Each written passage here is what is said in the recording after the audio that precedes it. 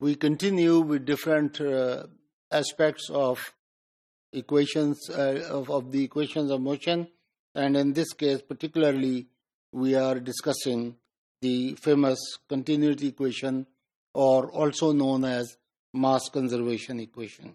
We just derived it from different methods, one by using the control volume and the divergence theorem, and the other one we use by using infinitesimal changes. If we write it in the Cartesian coordinates, this can be written as the divergence theorem. The quantity can be written in this form for a steady equation, and that the divergence of rho times v will be equal to this if we are using rectangular coordinates. However, if we try to convert it to cylindrical coordinates or cylindrical polar coordinates, then the same equation can be written in the form as given below, that is 1 by r times partial derivative with respect to r of ru, the radial component of velocity ur. This is the angular velocity component of velocity, that is we denote by u theta, and this is the normal velocity component in the z direction. The cylindrical coordinates, as you know, are shown in r, theta, z directions. This is a standard format, and actually it is very important. The flow of fluid, if it is taking place in a planar motion, then it's better to use rectangular coordinates. If, let's say, the flow is taking in a cylinder or in a geometry that is similar to cylinder, we try to use cylindrical polar coordinates.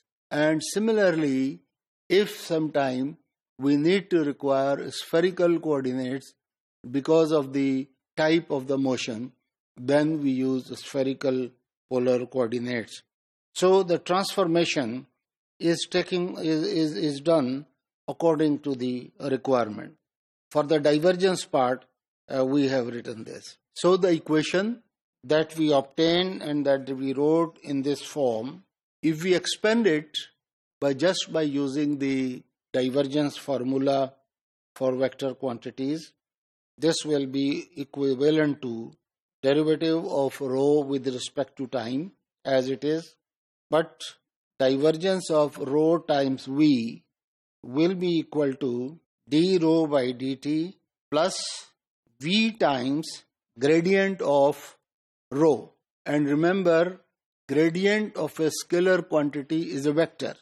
So therefore, a vector sign has been shown here, plus rho times divergence of v. So the expanded form of this is being written here.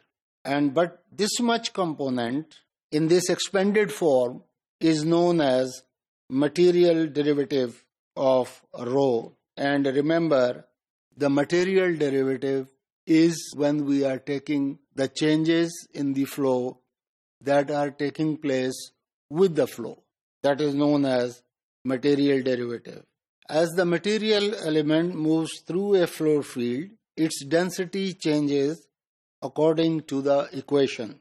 So capital D rho by dt is indicative of the material derivative of rho, and it is only showing that the density is changing, shown here in the picture as a larger quantity than a smaller quantity, and as the stream is moving, the density may change with the movement of the flow.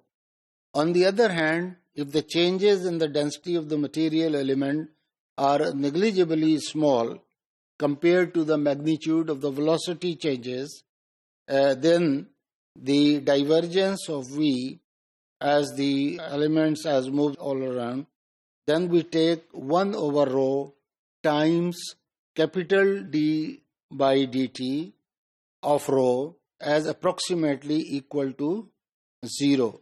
So we have taken divergence of V to be a 0, we have kind of ignored it, and the flow is approximated as incompressible. That is, the flow is incompressible when there is no change in density.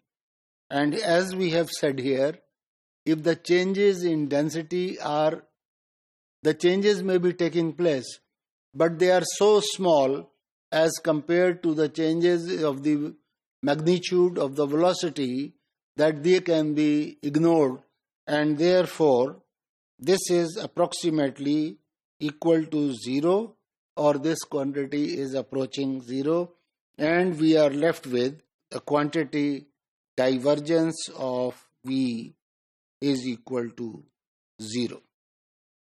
The equation of motion, as you can see, then if this part is eliminated, we are left with only divergence of V is equal to 0 that I wrote here. So these are special cases of continuity equation. If there are changes in the density, that is, density is changing with time or with the motion, different conditions prevail, and then we cannot keep this term as 0. We have to keep it, we have to retain it in the equation of motion. But under the condition, and in many cases this is true. For example, if the fluid is water, then we don't expect much change. The water retains its value and its density, and therefore in that case the fluid is incompressible. But if, let's say, the fluid we are considering is not water but gases, then in gases the density is most likely to change. So these are the considerations that we should always keep in mind while applying the continuity equation.